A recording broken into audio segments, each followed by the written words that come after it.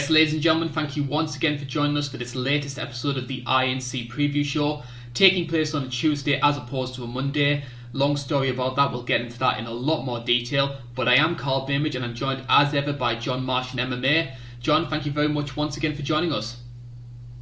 What's up, Karl? How's it going? Yeah, we're making this a little bit of a tradition. That's 3 pay-per-views in a row, but they've all been great. This pay-per-view is not exactly the highest quality, but I'm still excited for a lot of fights, some good flyweight fights, and I can't wait to analyze all these fights with you. Certainly so. It's going to be an interesting one to cover, I think, because on the whole, I think that the last couple of pay-per-views have been very strong in terms of star power. Obviously, the main events have all done very well. This is one of those where it's much more for the hardcore fans. I think that's a nice way to say it. Yeah, that is a good way of putting it. And I think you really just have to appreciate the lower weight classes to appreciate this pay-per-view because personally, I think Marino and Figueiredo are some of the most exciting fighters in the entire sport. Their past few fights have just been non-stop action. So if you watch the past few fights, you understand and appreciate how exciting these guys are, especially like Brandon Royval. Both of his fights in the UFC been exciting. We got Joaquin Buckley on the card coming off of his crazy knockout. So there's a lot to like about this card. You just got to look into these matchups and realize that there's some pretty good fights. Certainly so, and we'll be getting into those fights in a lot more detail later on in the show. If you do enjoy what we're doing, then we do have our Patreon page. It's patreon.com/itsnotcagefighting. And you can also follow us on Twitter as well. That's twitter.com/INCagefighting. So if you want to keep abreast of any of my own personal opinions, that's exactly the place to go. And you can also follow John on his own social media empire, as it were. Yeah, I'm at UFO_UFC on Twitter, and my YouTube channel, SoundCloud channel, Apple Podcasts. You can find me at Martian MMA, where I release a podcast talking about the betting lines for every UFC event for the past about 115 UFC events in a row. So you can check out my podcast there. So this is the UFC 255 preview show. We'll be, for the next sort of hour and a bit, we'll be talking about all the fights which will be taking place, all 5 main card fights, as well as touching on the noteworthy prelims that you can expect on ESPN. Before we get there though, we need to talk a little bit about this card itself, and we sort of touched on it in terms of the intro. Like, given what's been happening in the world, and I'm not trying to downplay all the severity of like COVID-19, etc., from an MMA perspective and a UFC perspective, 2020 has been a very strong year in terms of the pay-per-views. If you look at those numbers from, like, say, for 249, the first lockdown pay-per-view, through to 254, all of these shows, bar one, have done over 500,000 buys. And you've had big fights on there as well, Adesanya and Costa, Khabib versus Gaethje, and you were left with this feeling that everything was going to crescendo and we're going to have a fantastic end to the year, and like December's going to be like a super show like it normally is. And then 255 comes along and you knew that the hot streak was going to come to an end. But even despite that, 2 flyweight fights, it just feels a little bit underwhelming. Yeah, good point about the pay-per-view sales. I think I take those numbers with a bit of a grain of salt because I don't think they're really verified by a third party, but the numbers they're releasing are good. I think the first one, 249, did 700,000 or 800,000. Khabib sold well. Israel Adesanya sold well.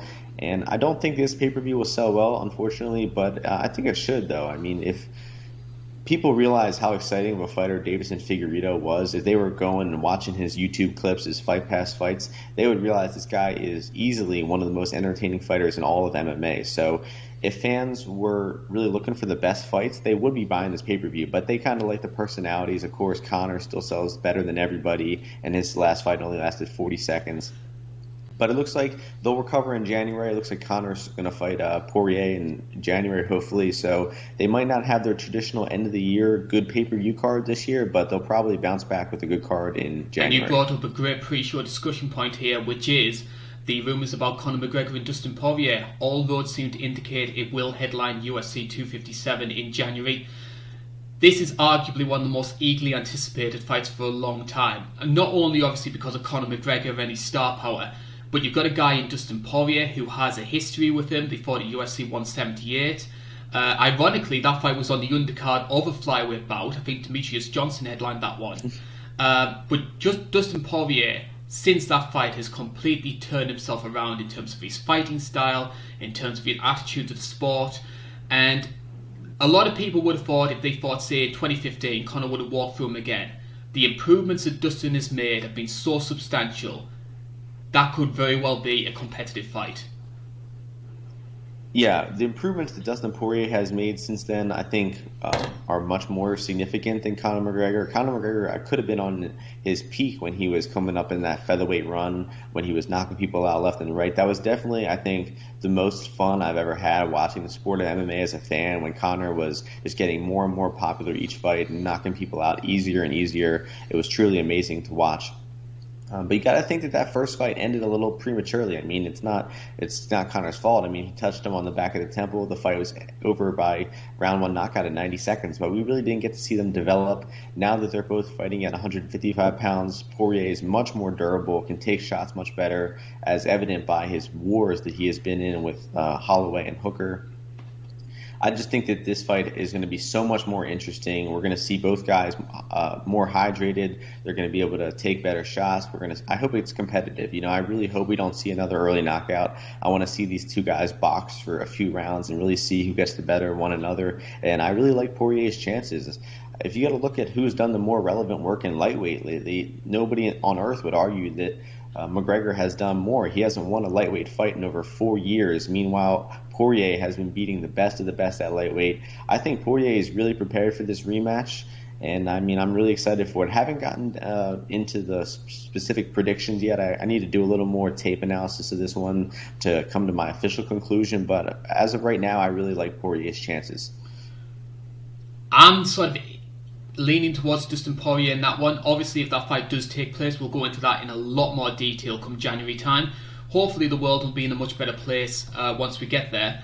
And if we go into 2021, another fight that we could well be seeing is Israel Adesanya versus Jan Blachowicz. Story goes that Adesanya will be given a chance to be a two-way champion.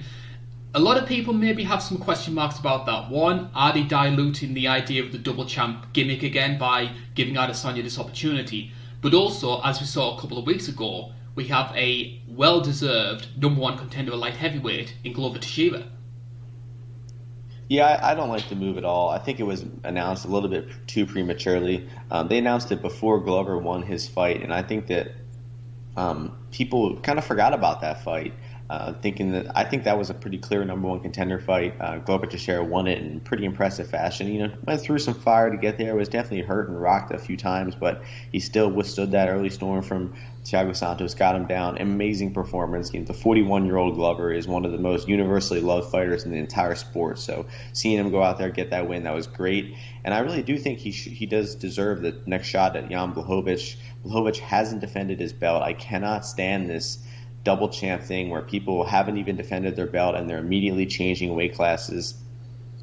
I understand why they did it, because there's not really a clear contender at middleweight. I think Jack Hermanson, Robert Whittaker. I think Robert Whittaker is the clear number one contender. Let's say that. But do we want to do that rematch just a year after he fought Israel Adesanya? I don't really know. I would like to see maybe Whittaker get another win before he does that. But if Whittaker is ready now for Israel Adesanya, I say let the rematch happen. We also have Jack Hermanson on the horizon, who, if he beats Kevin Holland, might have a claim to a title shot. So I understand why they did it, kind of a lack of clear contenders, but I still disagree with it overall. I don't think the fight would be very interesting. I think that Israel Adesanya would be at such a speed advantage. He would be so much more accurate, and I do not think it would be a competitive fight. I think Israel would make pretty quick work of Jan Blachowicz. My big issue with that is, and I sort of touched on it in terms of the intro, is I've never been a big fan of double champs. I think if anybody follows me on the Twitter feed, you'll know how I feel about that. Because I think the one thing it does more than anything is it stalls two divisions at one time. It's almost impossible to defend both belts without mothballing one division to try and do so. And I just think if you are a middleweight or a light heavyweight and you're sort of in that pecking order, your chances of maybe fighting for a title in your prime are going to be diluted just so the UFC can just have that Kodak moment of the champion holding two belts. Yeah, definitely. It's a promotional tactic. The only guy who's ever come close to defending them, I guess, was Daniel Cormier and Cejudo, but they defended it at the higher weight class. They both had the lower weight class. Cejudo had 125. DC had the light heavyweight championship. They move up. They won the higher weight class and then defended that higher weight class one time, but that was it. They're not dropping back down. I guess Amanda Nunes technically does that, but yeah, it's a prop. It's like you said, a Kodak moment, a photo shoot moment, and it doesn't really even translate to sales, in my opinion. No one is saying, "Hey, let's watch Daniel Cormier win his second belt this weekend." I mean, you got to take things on a fight-to-fight basis. So I think that they think that Blachowicz versus Adesanya is not a great fight on its own, and adding this double champ to it makes it somehow a better fight. I disagree with that. I still think it's not a very exciting or motivating fight for either guy. Well, we saw the pay-per-view number perspective with Nunes, because UFC 250 did what, 80,000 buys, which is like the lowest. I think it's like the lowest drawing show in sort of post-Ultimate Fighter either. So it's not having as much media pull as what the UFC like to think it is. Yeah, shocking, right? I never would have thought that Amanda Nunes wouldn't sell. I mean, I think that she completely would have turned the tide next pay-per-view. Amanda Nunes versus Megan Anderson would have sold 2 million buys, I'm predicting. 256 is probably one of the few times I can think of where a card loses its main event and gets more appealing to the casual fans. Yeah, cool. Because what's the co-main event for that again? Petr Yan versus Aljamain Sterling. Hell of a fight. Oh, yeah. The clearly superior fight. If they ran those fights out 100 times each, I guarantee you that Yan versus Aljo would be more exciting 100 times out of 100. So that is the much better fight. Yan versus Aljo, I think 2 of the top 10 best pound-for-pound fighters in the UFC right now. That is the clear deserving main event, and they deserve that spotlight. So you're right, it was a blessing in disguise for that fight to get canceled. We are going a little bit off topic. We do need to get back to UFC 255 because I know that's what a lot of our viewers are interested in us talking about.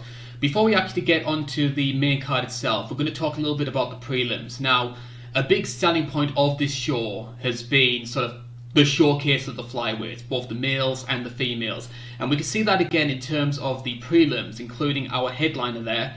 Potentially a title eliminator at 125. Brandon Moreno is taking on Brandon Royval. Royval carrying a lot of hype after the Kai Kara France win, but Brandon Moreno is no slouch as well. Former Ultimate Fighter contestant, had a fantastic match with Pantoja on that show. He's really come into his own recently, and I've said this for a long time, flyweight is incredibly underrated, and if you look at the actual quality of these matchups, you can have some entertaining fights. Yeah, I fully agree with all that. I mean, I've been so impressed with Brandon Moreno since he's come back to the UFC. He was cut from the UFC after losing to Sergio Pettis and Pantoja, 2 tough guys. Left the UFC, did some jiu-jitsu competitions, won some fights outside the UFC in LFA, and then came back. And in my opinion, he beat Askar Askarov, even though that fight was declared a split draw. And then he soundly beat Kai Kara France and Jussier Formiga as well. The Formiga fight was a bit close. He was in some bad grappling positions there, but I think Moreno has really improved every aspect of his game. His defensive grappling, his cardio, his offensive boxing. He's become so much more of a potent striker, and he actually has very good defense. I've been so impressed with the improvements that Brandon Moreno has made. And before the UFC, Karl, what were you thinking about Brandon Royval? I want you to hear your thoughts on him when he was coming in to fight Tim Elliott. What were you thinking about Royval? Well, in terms of what I'd seen from Royval's stuff in LFA, he seemed like a bit too much of a guard specialist. I mean, he does have some fantastic submissions, but he just seemed a little bit too content to just lay on his back and to try and go for that submission, which, hey, if you get that done, fantastic. But as we saw against Casey Kenny just completely neutralised that grappling threat that Royval had, and he ended up getting the decision. So I wasn't expecting much against Tim Elliott, but Tim Elliott's one of those guys who he's always capable of losing a fight in the easiest of fashion, and that was what happened up against Royval. The Kara France fight did make me change my opinion of him, because he had so much more confidence in his striking than I ever expected. I thought Kara France was just going to light him up, and credit where it's due, Royval did fantastic there. Taking on Moreno, it's a big ask. I would favour Brandon for that one because I think he's the more all-rounded fighter. But a guy that unpredictable as Royval is always going to be dangerous. You said you'd favor Brandon. You mean Moreno? Because we got 2 Brandons. Oh, yes, Brandon Moreno. Yeah, Brandon's going to win that fight. Yeah, one Brendan will certainly come up on top. Yeah, I agree with what you said about Royval coming into the UFC. I actually picked against him and bet against him in both of his fights so far on Elliott and against Kaikar France. I had the same thought. He was a little bit too reliant on his jiu-jitsu, on his submissions. He didn't really have reliable wrestling. His striking was a little sloppy, in my opinion. And good guys who are heavy on top, who are good wrestlers, were able to neutralize him like Kenny did over their 5-round fight. And Tim Elliott was having a lot of success. It was winning the first, I'd say, 6 or 7 minutes versus Royval. But I never seen Tim Elliott get so tired. I thought he gassed out uncharacteristically in that fight and got real tired in round 2. Royval reversed position and then arm triangled him. So I thought Royval did well, staying tough and staying in that fight. But in my opinion, he didn't really show much impressive skill in that fight. He was taken down several times, stuck on his back a lot in that fight, and kind of only won because Tim Elliott gassed out, in my opinion. And then he really did show me something versus Kaikar France. He got hurt with an overhand right in that fight, hit that crazy spinning elbow that dropped Kaikar France, and then Kaikar France never really recovered. Royval was rocked in that fight. He recovered and started putting it on Kaikar France. Kaikar France never recovered, and Royval just swarmed him with offense for the rest of the fight and then jumped on that nasty guillotine in round 2. He impressed me a bit in that fight. He didn't impress me enough to think that he has a good chance against Marino. I do think Marino just has him beat everywhere here. I think Marino has the defensive grappling, the takedown defense to avoid getting taken down, avoid getting submitted. I mean, even Jussier Formiga, one of the best grapplers in UFC history, definitely I think the best grappler in Flyweight history. Maybe Demetrius Johnson is the only guy who rivals him. Marino was able to escape a lot of positions, wasn't able to get submitted by him, so I doubt Royval is able to submit him, and I just give Marino a pretty significant striking advantage here. So I'm picking against Royval again. I think Marino wins. I think he could win by knockout because I think this will be a pretty lopsided fight on the feet for Marino, and I guess I will go with Marino by knockout as my official pick. Another guy that's getting a lot of interest as well in the prelim portion of this card, fresh off arguably the greatest KO in UFC history, Joaquin Buckley is back in action. He's taking on Jordan Wright, a UFC sophomore. He won his debut, I believe, in about under 2 minutes. I think it was a doctor stoppage, that one. A lot of intrigue, obviously, because of what happened in Buckley's last fight. Do you think he gets it done against Jordan Wright? Yeah, good points about the greatest knockout of all time. I don't like to distinguish what the greatest is because when you add Yair's last-second knockout, I think that's incredible. But on pure technique alone, I think this one has got to be up there. It doesn't have the crazy circumstances that some other knockouts do have behind them, but on technique alone, this is one of the craziest athletic moves I've ever seen that Buckley pulled off. And I think he could be getting a little overvalued in the betting lines because in the betting lines, he's actually a minus 270 favorite, a pretty significant favorite here when he was the underdog to both Holland and to Impa Kasaganai in their fights. But I thought he did well in the Impa Kasaganai fight even before the knockout. He was doing well with his pressure. He's got that southpaw boxing, very aggressive and explodes with combinations of punches to the head and the body. Very skilled striker is Buckley. And Jordan Wright, if you watch his Contender Series fight against Anthony Hernandez, it was a very quick fight, only 45 seconds, but Wright was pressured. He got moved back to the cage very easily. He did not have good boxing defense, and he got knocked out instantly. So we really haven't seen Wright fight many good fighters. He did pick up some nice wins since that loss to Hernandez, but he has not fought anybody near the caliber of Buckley, in my opinion. And I think Buckley will have success pressuring. He will land his hands. And I think there's a good chance we see Wright fold to another knockout here. Even if Buckley doesn't get the knockout, I still favor him to win a decision based on landing the more impactful shots. Wright is not a bad fighter. He's an athletic guy with some good striking. But as I mentioned, I just do not think he's fought the level of competition to pick him over a tough, powerful guy like Buckley. What are you thinking about this one, Karl? Well, I'm always a little bit wary of any fighters to come from Explode. So I see that good record on Jordan Wright's name, and I do think to myself, how good is this guy actually? I thought he looked impressive enough in his debut. I hope that Buckley isn't getting too carried away, because you sometimes see that with a guy who gets like a highlight reel knockout, they've got the world at their fingertips, and then they just fail to perform next time out. Like I think about Edson Barboza, got that spinning knockout against Turietum, went up against Jamie Varner, got knocked out in the first round. So, yep. And then obviously there's some stories coming out about Buckley and some of his attitude behind the scenes, and I hope that doesn't taint him too much, just getting that good knockout and he's going to come into this thing and it's going to be a walkover, because you can't do that in the sport. Yep, I agree. I'm hoping that he stays on track here, but as I mentioned, he is a huge favorite. There's no way I would be betting him as this huge, big of a favorite. There might actually be some value. Might be a good bet on Jordan Wright, because we could be seeing the market overrate Joaquin Buckley. I think there are people out there who probably saw his last knockout and said, "Oh, I'm going to bet on this guy next fight no matter what," and that's why you see him as such a heavy favorite. So definitely wouldn't bet on him, but I will pick and be cheering for Buckley here. Yeah. And just for the record, I'm a little bit old school. Greatest knockout of all time, P.D. Williams versus Mark Coleman. What is that one? First head kick knockout in UFC history. Oh, with the shoes on. Yeah. That one is great. The shoes make it great. Yes. Not for Mark Coleman, it doesn't.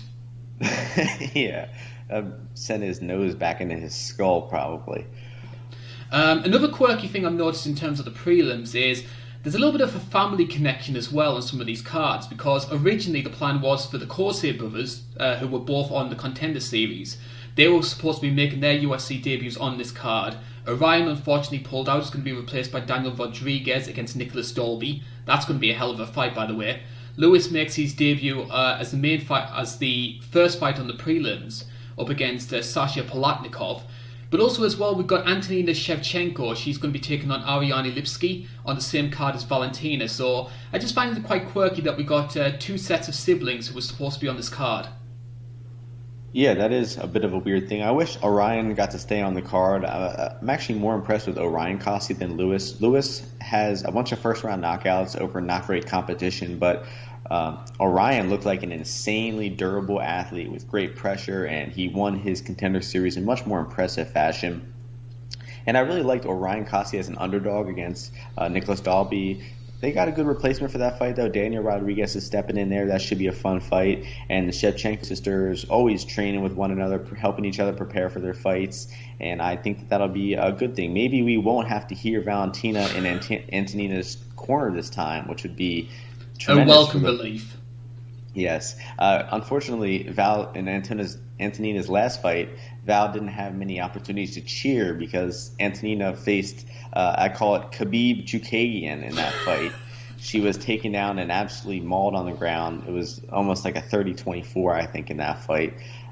So I like the chances for the brothers and sisters in this fight. I'm favoring Shevchenko against Lipski, obviously favoring Val over Maia, and Cossie is a pretty huge favorite over Palatnikov too. So the brother and sister combo should roll on this card. Let's get maybe we can get Kyle Dockhouse's brother, Chris Dockhouse, on this card too to really buff up that brother-sister dynamic. Certainly so, and I have to say as well, Shevchenko versus Lipski, that's a fight the dads are going to enjoy, I'll put it that way. Yes, I think so too, yeah. I'm actually pretty confident in Shevchenko in that one. I actually already bet on Antonina Shevchenko in that one. I just think that she's the better striker. She will really do damage in the clinch, and Lipski is kind of a low-level fighter, a lot of low-level wins on her record, and Lipski gets stuck on her back for long periods of times, like 7-8 minutes of fight sometimes. So I got to go with Antonina in that one. And speaking of fighters who enjoy being on their back, it brings us on to our first fight of the card, because we're going to the light heavyweight division, and Shogun Shua, the number 14 seed, absolute legend in the game, he's going to be taking on my boy Paul Craig, the number 15 seed here. This is a rematch, of course, from Fight Night Sao Paulo back in 2018, which was arguably one of the worst fight cards of all time. But the one thing that did stand out from that show was this fight, which I don't think anyone expected Paul Craig to perform as well as he did. And he pushed an absolute legend, albeit one which is maybe past his best, all the way and got a draw out of it. Yeah, we can definitely say that he is past his best. Shogun, I think, has been on the way out for arguably 7 years or something like that. Has been just a slow, steady decline, but he's still winning fights. He won that fight against Lil Nog by split decision pretty recently. I'm trying to pull up the odds for the first time they fought here. So we saw that Paul Craig was a plus 185 underdog the first time they fought. Earlier this week, he was a minus 185 favorite. So despite the first fight being a draw, it seems like the odds have completely flipped, and now Craig is a bigger favorite here. What do you think about that, Karl? The betting lines have flipped since the first fight.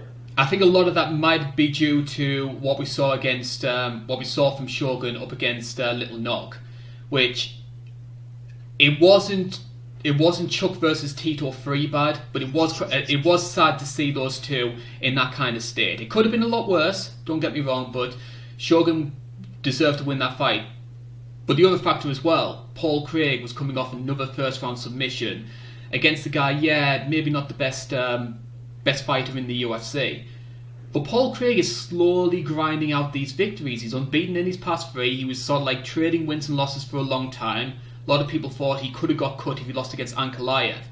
He's grinding out the results. The UFC obviously like him because he's a finisher, win or lose. The issue I have with Paul Craig, though, is his offense is very one-note. We know he's a great jiu-jitsu guy. We know he likes to pull guard, try and attack off his back.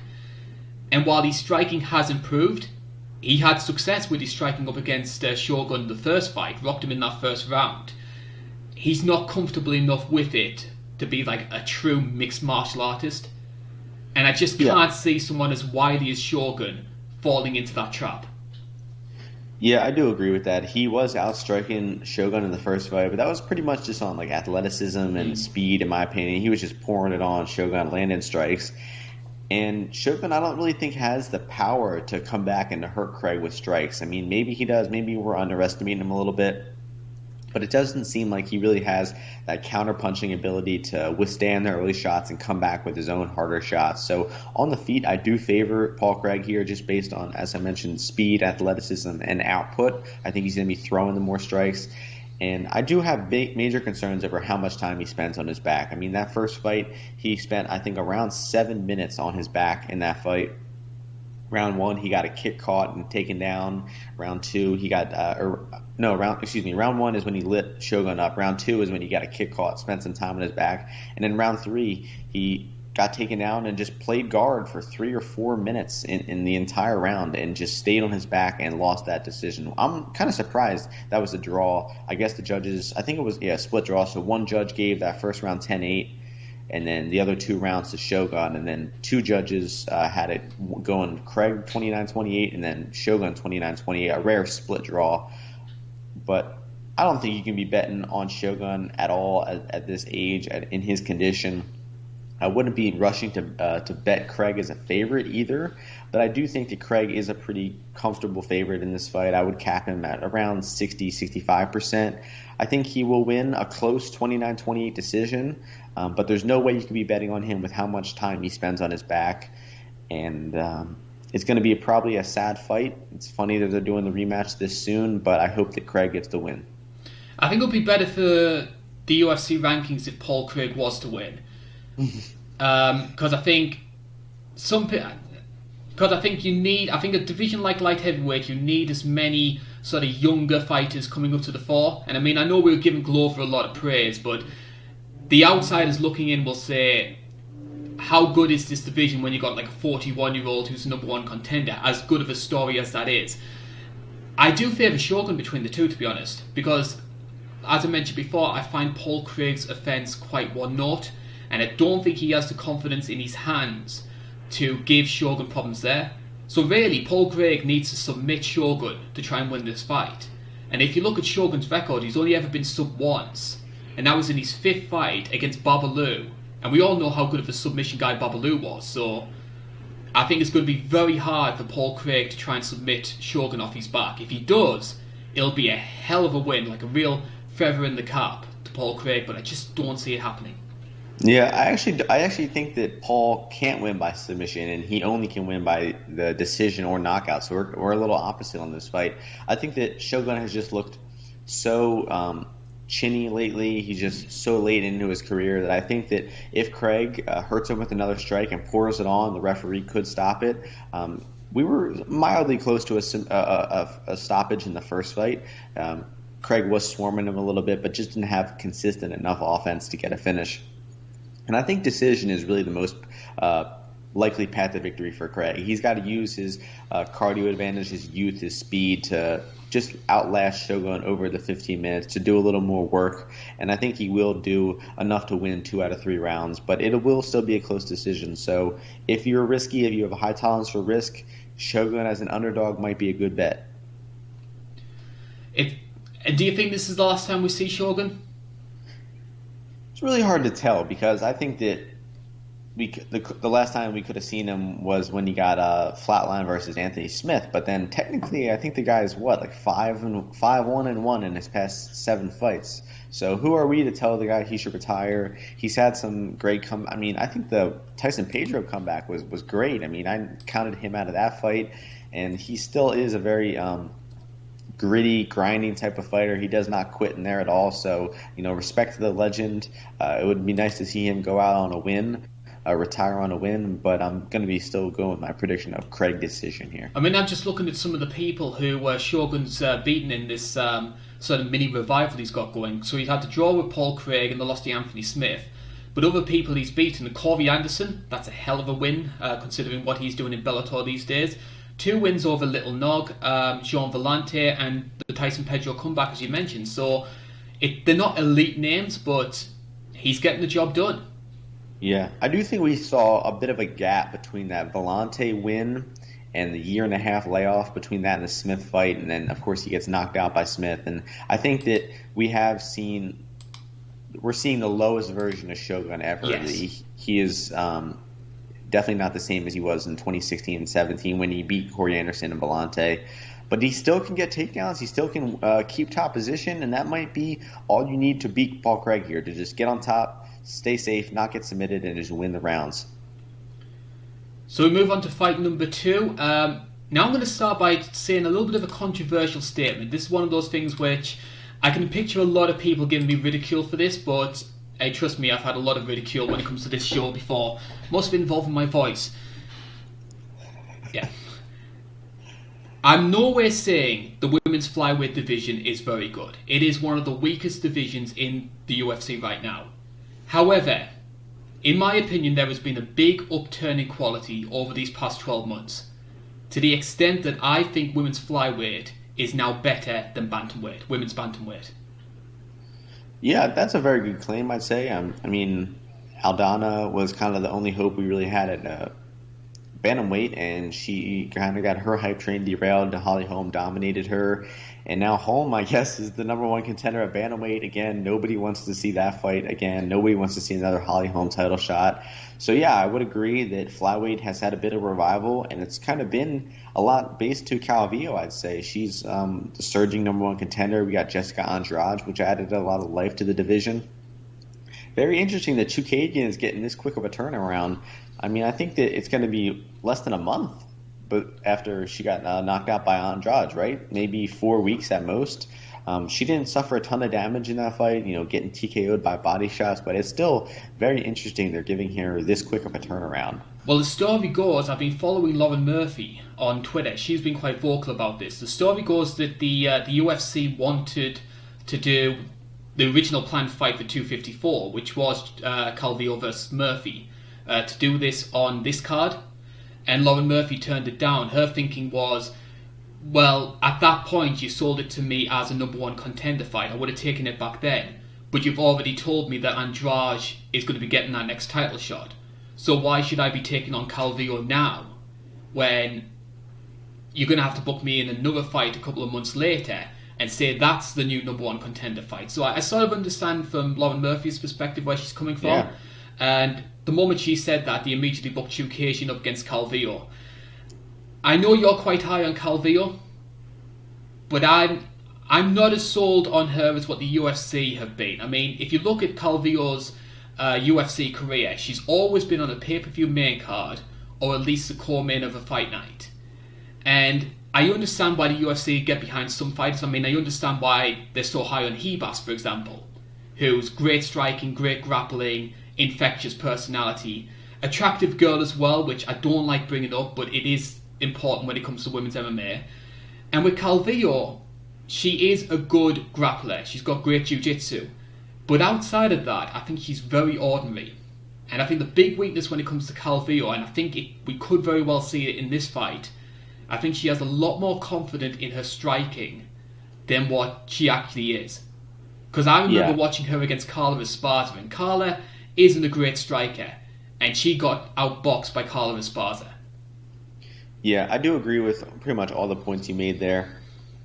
She has gotten a lot of favorable treatment, I'd say, by the UFC in terms of where they put her on cards, especially her headlining that card against Jessica Eye. That's a huge head scratcher. But I thought she performed well in that fight. I thought she made some improvements in her striking. She definitely is primarily a grappler.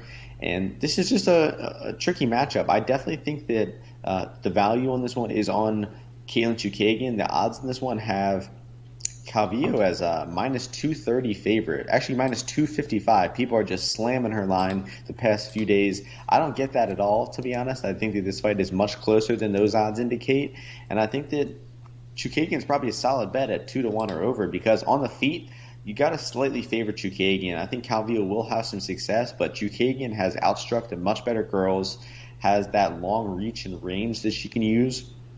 And Calvillo is only going to look like a big favorite if she hits takedowns. Chookagian has been taken down before. She is kind of not that great off of her back. And Calvillo will win once she gets Chookagian down. But I am not over 70% confident that Calvillo lands those takedowns. So there's no way I would be betting Calvillo at her current price. Although I ultimately am going to pick her to win a decision. I don't think that she will submit Chookagian. I think that she hits enough takedowns to win the rounds and to win a decision here. But I think on the feet, I favor Chookagian, and I think this fight has the potential to be very close. Not the most exciting fight. I understand why they're putting it on the main card, because it does have title implications for whatever that means. But what are your thoughts on who's going to win here, Karl? I would favour Calvillo, and I would favour Calvillo for two reasons. Number one, I usually favour the grappler over the striker. And I think obviously Calvillo is a much better grappler than what we saw against Chookagian. However, Chookagian did have that good performance up against Antonina, and I know Antonina's not the greatest grappler in the world, which was maybe Chookagian's path to victory, and she sort of played to her opponent's weaknesses rather than her own strengths. I do think Chookagian is a very awkward fighter to deal with. And actually, I even to an extent thought she could give Shevchenko some problems in the title fight just because of how difficult she is to hit. Someone made the comparison, she's sort of like the worst traits of Holly Holm and Elias Theodorou. You sort of like take the worst characteristics of them two. I was thinking a woman's Stefan Struve, a female Stefan Struve. No, you see, Caitlin knows how to jab. Oh, yeah, that's right. Big distinction. Yeah, so she's a very elusive fighter to deal with, and I could picture maybe Calvillo getting a bit frustrated, trying to shoot in for takedowns, and Caitlin managing to avoid them. But I think the big factor for me, why I'm sort of leaning towards Calvillo, is Caitlin started speaking a lot more openly about retirement, and maybe looking to try and start a family. And I always feel that when you start speaking in that way, and you mentally have one foot out the door, you're never really the same fighter. Because I always think about Cole Volkevich. I mean, Carolina had a good run until that title fight against Joanna.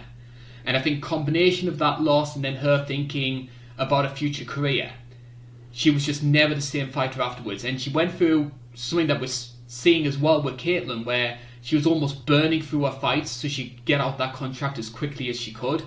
And I'm just worried, is this a similar situation? Is Caitlin just taking this fight for the sake of it? Yeah, I definitely think they probably just presented her with a good opportunity, a quick turnaround. She took it, wanted to prove that she's a little bit better than getting TKO'd by a body shot in round one. I thought she was actually doing pretty good in that Andrade fight. But yeah, you brought up good points. Calvillo is likely thinking about that title, thinking about Shevchenko. Chookagian already got there. She likely knows that she has no chance at being a champion in the UFC, and she might have really hit her ceiling. It's a shame, though. I would like to see her not go out on 2 losses. I would like to see her maybe get back on track with some lower-level competition. One point I forgot to mention is that Calvillo is really good at catching kicks, and Chookagian kicks a lot. So there's a lot of kind of weak kicks too that she kind of just throws out there. So I think Chookagian's going to have a real hard time just sticking to straight boxing, straight footwork, and I think this is going to be in the small cage as well, which favors Calvillo, favors the grapplers. So I don't think that Chookagian has a great chance in this fight. Ultimately, I do think Calvillo gets her down and gets her top game going. I don't think that she'll submit her. Do you think she'll get to submission, or do you think it'll be a decision, Karl? I'm going to say decision. I think Caitlin, as we saw against Valentina, I mean, Valentina had a lot of grappling in that fight, but Valentina couldn't really do anything in terms of submissions, and eventually went to that crucifix ground and pound, which was beautifully set up. We'll probably talk on that in a lot more detail when we get to Valentina herself. Mm-hmm. I think Chookagian's submission defense is just going to be too good. So I do see Calvillo grinding out. I'm going to say 30-27. Yep, me too. Yep. Another factor as well, just before we move on to the next fight, is this fight might not even take place, because part of the reason for getting Calvillo on this card is for her to serve as the backup in case Jennifer Maia can't make weight. Yeah, considering Jennifer Maia hasn't even made 125 pounds lately. Like, has she ever weighed in at 125 pounds? Like, what are we doing here? I think in the three, she's had 5 fights in the UFC and she's missed weight for 2 of them. Yeah. And the most recent one where she got the title shot. I mean, that's just disgusting that they're doing this. Oh, no, my bad. She weighed in at 124.5 for Calderwood, so let's give her a little bit of credit. She missed weight for the Chookagian fight. She missed weight for the Roxanne Modafferi fight. So, yeah, not a great record with making weight, but hopefully she does, honestly. Let's hope so as well. It's going to be an interesting fight. I'm favouring Calvillo for that one, as are yourself. Calvillo by decision? Yep, that's the pick. Yep.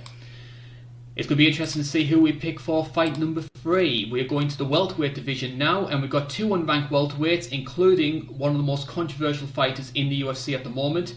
Mike Perry was supposed to be taking on Robbie Lawler. Lawler unfortunately pulls out due to injury. Tim Means steps in on short notice.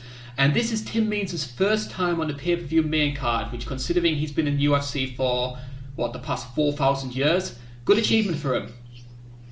Yeah, he deserves it, honestly. Always produces entertaining fights. I mean, I think the Staropoli fight wasn't too great, his most recent fight, but before that, I think they were all knockouts in his most recent fights. So he's a fun fighter to watch. And yeah, as you mentioned, Mike Perry, surprising he's still even remaining on this UFC card, to be honest. There's, of course, the article that came out about his domestic abuse issues. You got 911 calls. You have Danielle Nickerson's testimony. You even have Mike Perry's own mom calling the police on him in fear for domestic violence issues. Yet it doesn't seem to be a problem with the UFC. It's business as usual. They are letting him fight. They're giving him a huge opportunity on a pay-per-view main card.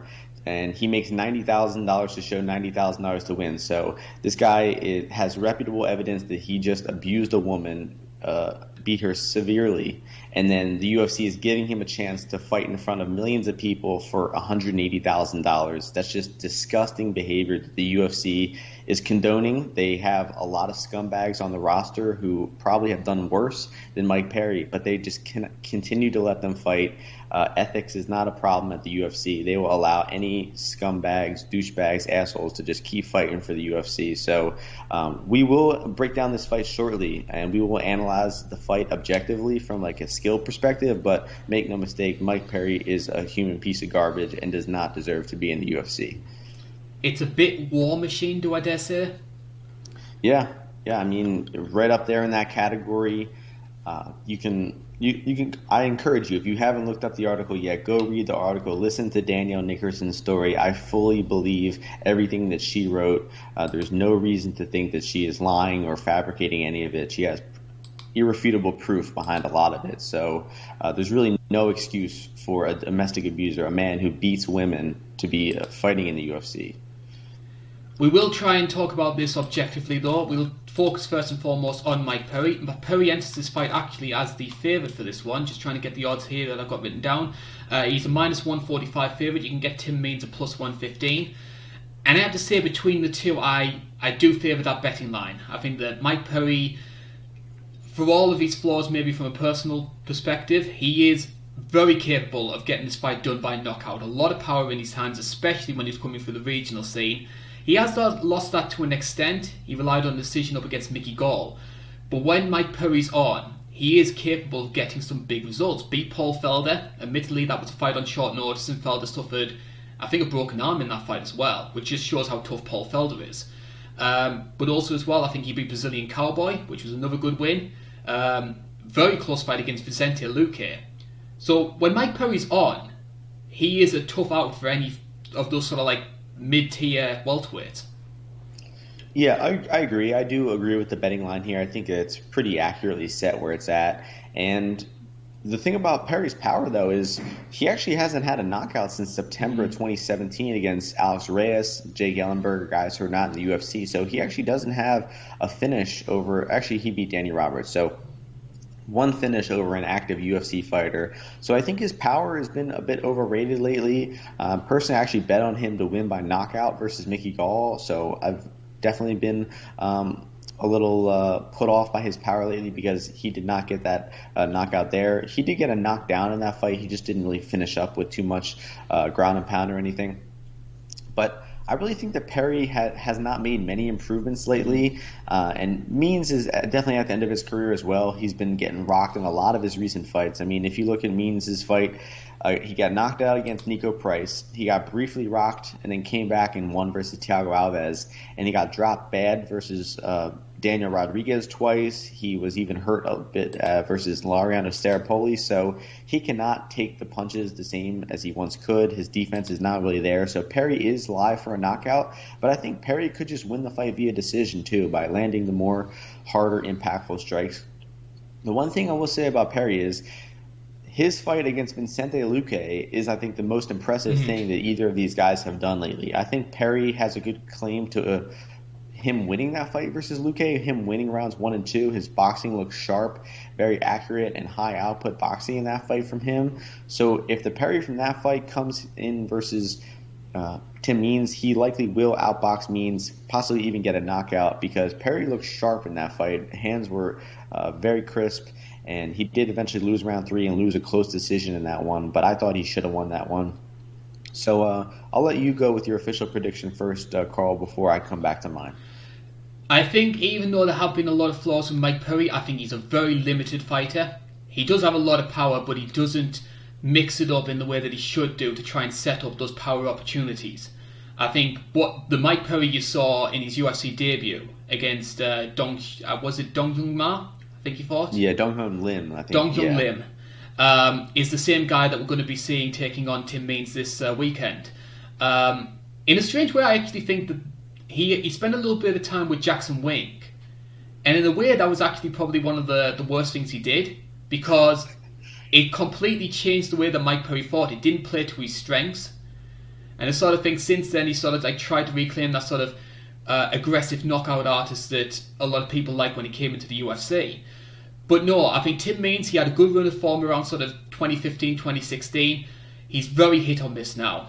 And I just think his striking defense isn't good enough, and I can see Perry getting that knockout. I'm going to say second round. I think I'm going to go with the decision for Mike Perry, honestly. But I do think that Perry is the much more durable guy. We haven't seen him rocked or hurt nearly as much as we have Means lately. Both guys also like mixing in offensive takedowns from time to time.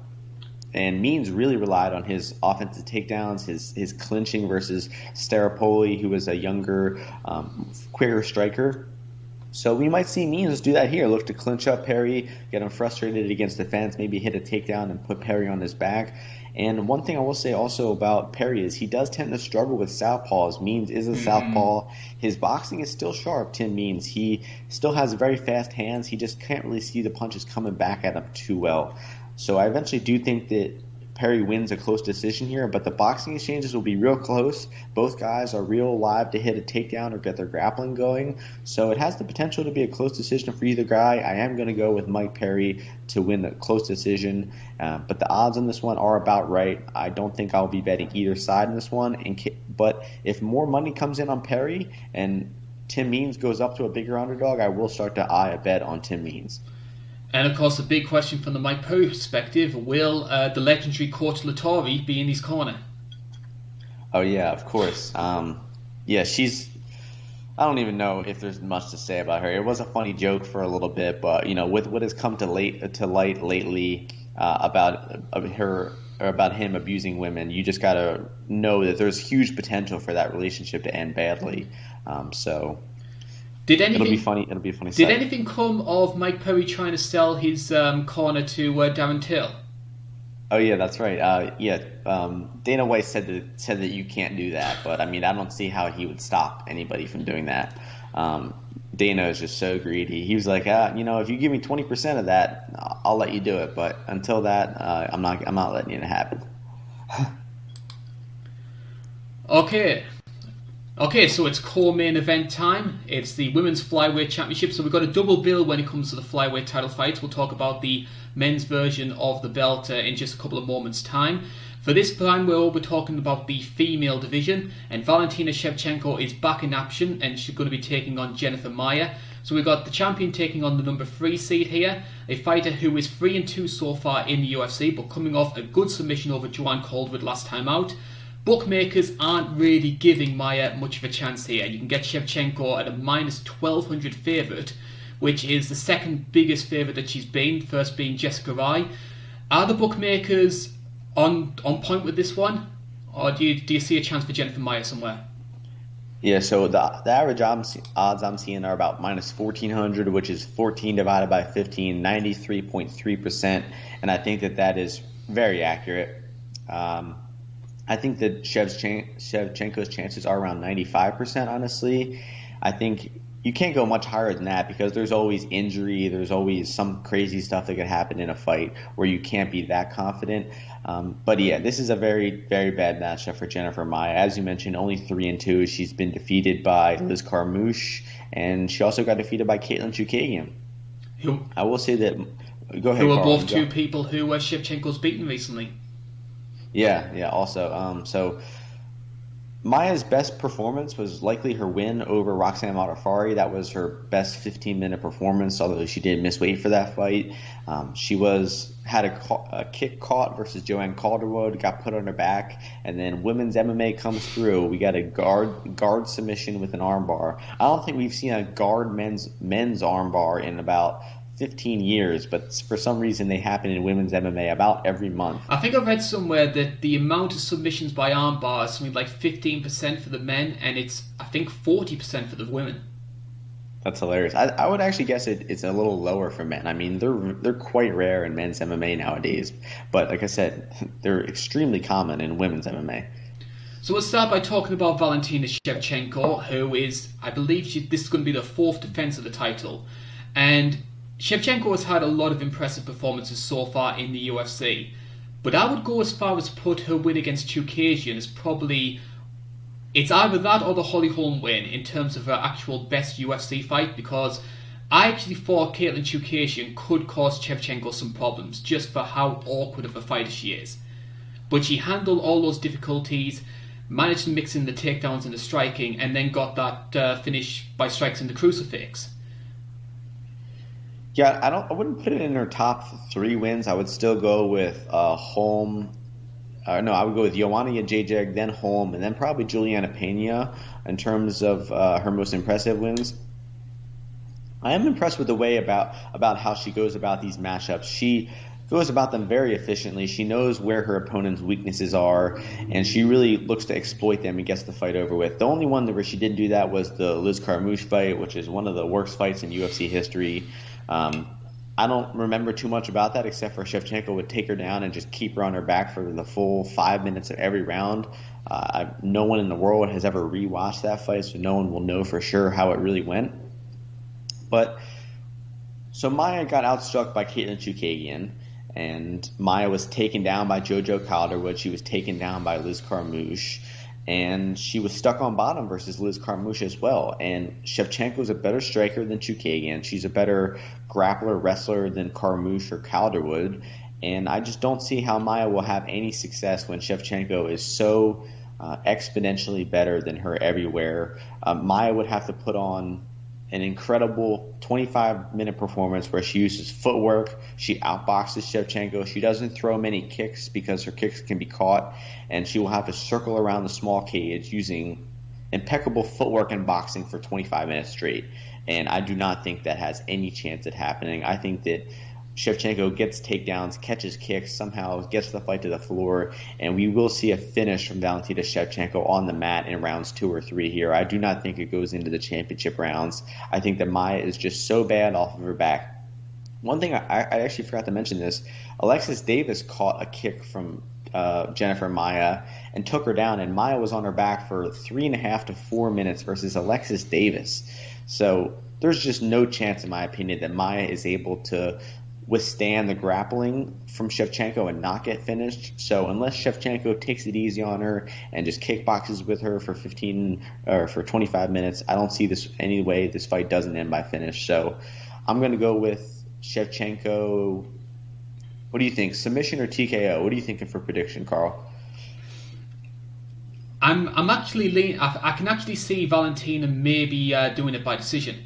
I think it's going to be maybe one of those sort of like 50-45 fights, which Shevchenko's capable of doing. Shevchenko, if she wants to finish, she can do, but sometimes she does like to play it safe and make sure that she grinds out that victory. In terms of Jennifer Maia, I think there's two big strengths that she has in this fight. The first is her last fight was against Joanne Calderwood, who's also a Muay Thai specialist, and she had a lot of success in that first round because the best way to beat a Muay Thai fighter is to have that sort of brawling style, keep coming forward, and to throw a Muay Thai fighter off with pressure.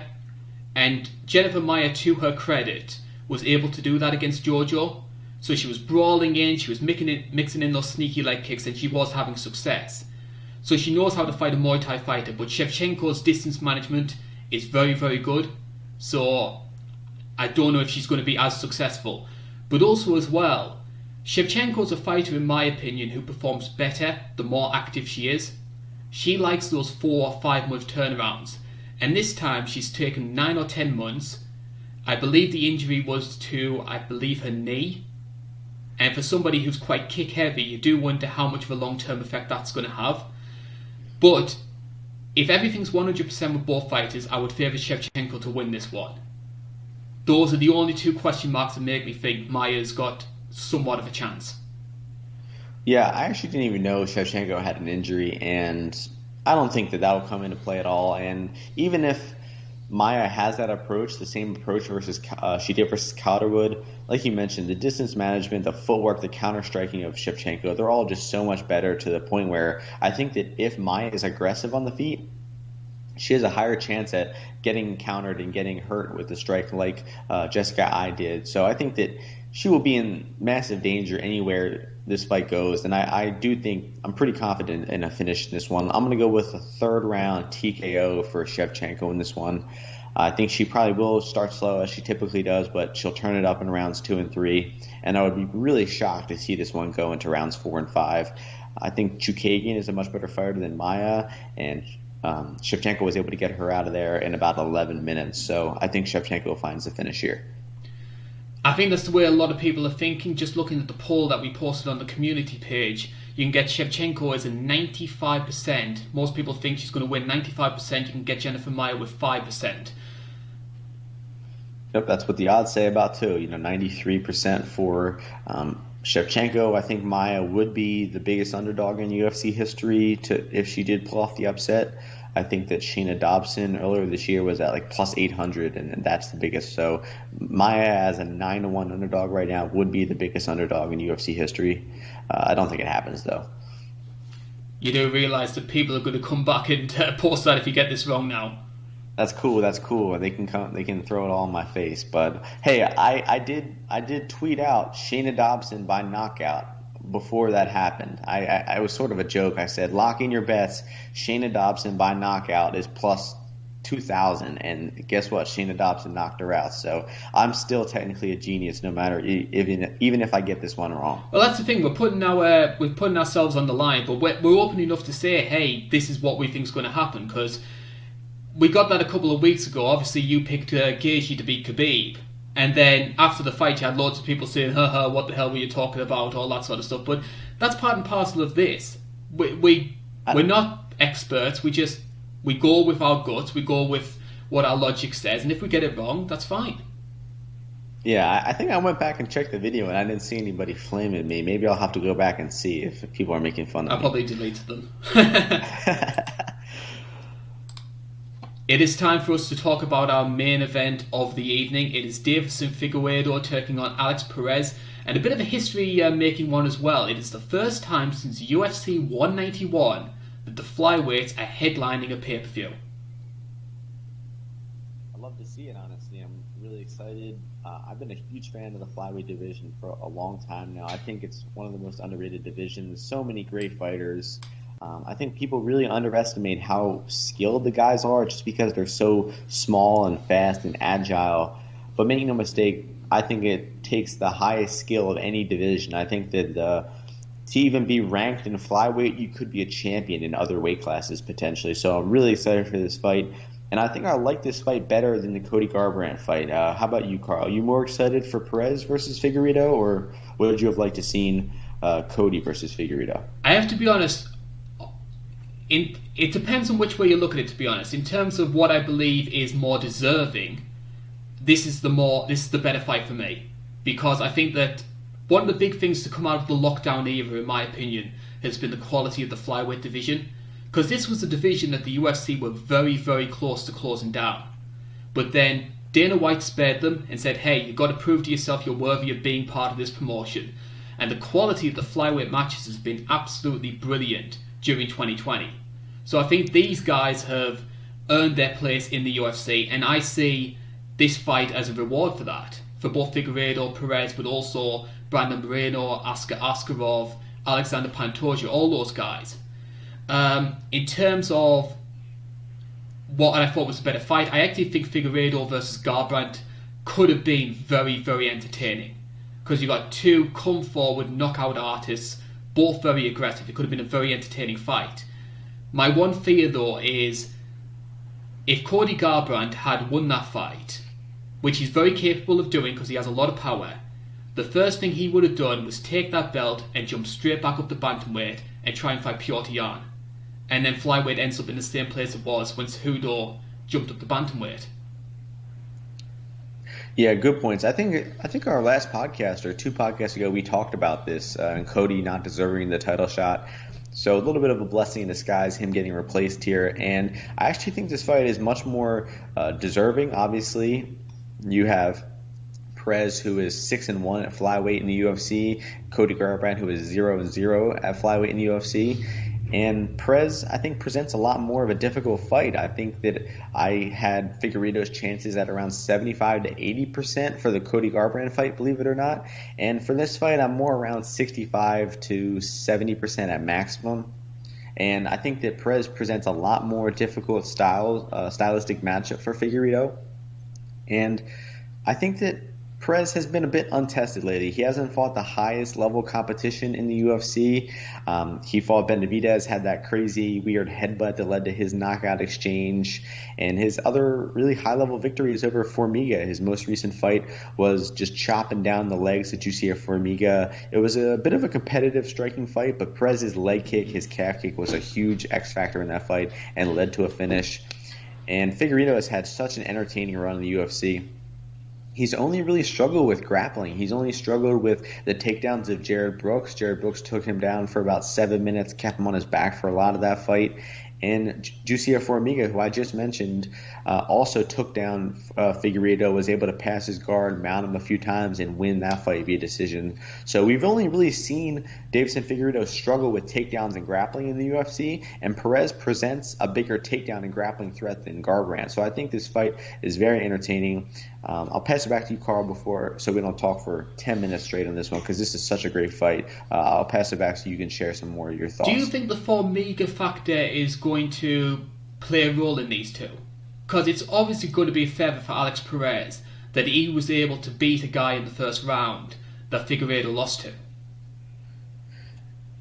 It's possible, but I think the Formiga did lose by knockout in between those two fights, so he did, suffer a little more mileage, a little extra damage, and he had that fight versus Moreno where he lost. So I think that the Formiga that Figueiredo fought was a much better fighter than the one that Perez fought.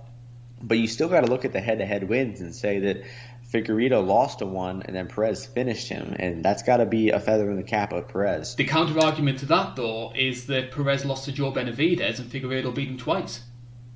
Yeah, true. And Another weird aspect of that fight, because that Perez fight was so weird. You can watch that fight in slow motion. There was some weird headbutt that went on in that fight that eventually led to the finish of Perez, and I don't really think that result was super indicative of how that matchup goes. So it's a shame we never got to see a rematch of that fight, Perez and Benavidez. But we did see the rematch of Figueiredo and Benavidez, an absolutely brutal fight. Figueiredo nearly killed him in that fight with so many knockdowns and choke attempts. Pretty hard to watch, honestly, the way the Fig dismantled Benavidez there. And I think you can see a big factor in that when you look at the betting odds of Figueiredo. Just looking at my notes here, you've got Figueiredo minus 310, Alex Perez plus 240. How much of that is due to the performance against Benavidez? As fantastic as it was to do that to a guy who, let's be honest, should have been a UFC champion multiple times over. Very impressive. But how much of it was also taking advantage of a 35-year-old guy with a lot of mileage behind him?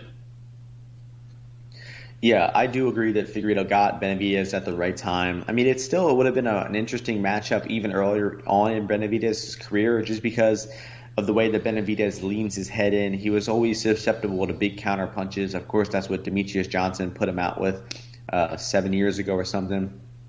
So Figueiredo would have always been a dangerous matchup to Benavidez, but he did get very fortunate timing in the terms of the career of Benavidez. And I do think that we could be seeing Figueiredo being a little bit overvalued in the betting lines, coming off of those two nasty finishes over a high-level fighter in Benavidez, because he still has the problem of takedown defense. We did see some slight improvements in the Pantoja fight. We saw some great scrambling ability and submission attempts versus Benavidez. And I will say that about Figueiredo is only the best of the best control grapplers can really hold him down. Formiga was able to hold him down, but even Jared Brooks was mostly taking him down, and then Figueiredo would work his way back up to the feet and get right back to doing damage. Figueiredo is great at scrambling and throwing up submissions. He has a very tight guillotine choke that he caught Tim Elliott with when he tried to shoot for a takedown. So even when you're trying to wrestle Figueiredo, he can threaten you with that guillotine. He can threaten you with arm bars. He has good strikes off of his back. When he was on his back versus Formiga, he was cutting Formiga with punches and elbows off of his back. So even if you're taking down Figueiredo and getting your grappling going, you're still in danger of submissions, ground and pounds, his insane athleticism and scrambling ability. So even if, best case scenario for Alex Perez, he lands takedowns here and gets Figueiredo off of his feet, he's going to have a hard time keeping Figueiredo down, and he's going to have a hard time doing meaningful work with those takedowns, landing ground and pound, going for submissions. Even the best grappler in Flyweight, Formiga, wasn't able to submit Figueiredo, so I do not think that Perez is going to submit Figueiredo. It's extremely hard to see him land in a TKO from ground and pound on Fig.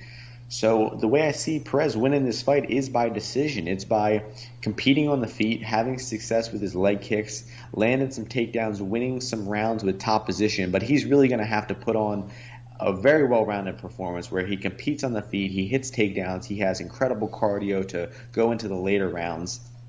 And personally, I have not seen enough of Perez, enough skill against high-level competition to think that he does that here. So ultimately, I will be picking Figueiredo, but I'll go back to Karl before I give my final thoughts on the odds and the prediction and everything. I think if Alex Perez is going to have a chance of winning this fight, obviously he's going to be mixing in the takedowns, and he is a good college wrestler, so he's always got that in his back pocket, and I do see him landing maybe one or two takedowns in the fight. But also as well, he's very fast for the weight class. I mean, flyweight is a fast weight class itself, but if there's one issue I've had with Figueiredo, he's a bit of a brawler in terms of like just trying to land that big right hand. And he does use some good angles to try and generate all that power. But I can see Alex Perez getting on the inside, trying to land those quick shots like he did against Shorty Torres, which helped lead to the stoppage in that one. I'm not confident enough to say that Alex Perez is going to win this fight by any means. But I'm looking at the community post, and at the moment they've got Figueiredo at 90% to win this one over Alex Perez at 10%. Let me put it this way. People give Felicia Spencer more of a chance to win her fight than they're giving Alex Perez, which I think is incredibly harsh. Yeah, he's getting disrespected here for sure. Even like I mentioned, the betting line has him at 75% Figueiredo. I think at best I would cap him 67 to 70%. So the betting value is on Perez in this one. He has a path to victory with those takedowns. And he's a good striker as well. You mentioned his performance against Shorty Torres. He showed great boxing, high output, good power in that one. He's a skilled boxer. He has those great calf kicks, as we mentioned. So he can compete on the feet versus Perez or versus Figueiredo. But I have just seen a lot more striking, a lot more accuracy, and of course the power from Figueiredo. I just haven't seen enough high-level striking from Perez to think that he will be able to compete and win the striking versus Figueiredo, which I ultimately think he will have to do to win. So for my official prediction, I agree with you. I think that we see Perez land some takedowns early. I think Perez will land 2 to 3 takedowns, but Figueiredo is going to be getting back up to the feet. He's going to be landing clinch strikes, very skilled clinch striker, good at landing elbows and knees on the break. And like the Jared Brooks fight, he's just going to be landing significant damage at range. And I think it eventually accumulates and becomes a knockout for Figueiredo. I'm going to go at the end of round 2, early round 3. I'll go with an official Figueiredo knockout round 2 as my official pick. I'm going to say third round, but I agree with you. I think Figueiredo gets it done with the hands in the third round. I think Alex Perez is going to start the fight strong. I can see him maybe winning the first round, but we will see Figueiredo maybe come into his own in the second and get that stoppage in the third. It would be interesting to see if it does go into the championship rounds though, because the big factor with Figueiredo as well, he cuts a lot of weight to get down to 125. And if he does try and carry that into the 4th or 5th round, how much is his cardio going to be hurting? Yep. And he's very athletic, explosive fighter, a lot of big actions, a lot of if he's escaping the takedowns, he's going to be using a lot of energy to scramble and possibly give up his back, get up to the feet. And when he's on the feet, he's swinging for the fences, big huge haymakers and elbows. He does have a very high energy type of style, and we could start to see him slow down, gas out in rounds 3, 4, and 5 if it does get there. That is a big concern, and I agree with Perez having a good chance of winning round 1.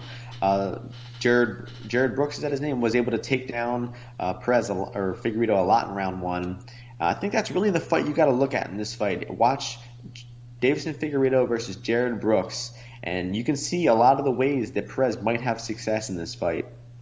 But you also can see a lot of the ways where he might struggle, because even though Brooks was getting those takedowns and was getting some top time, Figueiredo stood right up and was getting right back to landing those huge elbows and punches. And even though he was getting the takedowns in top control, Figueiredo's damage and his strikes were outweighing Brooks's takedowns, and that's why Figueiredo won that fight via decision, although it was an extremely close decision.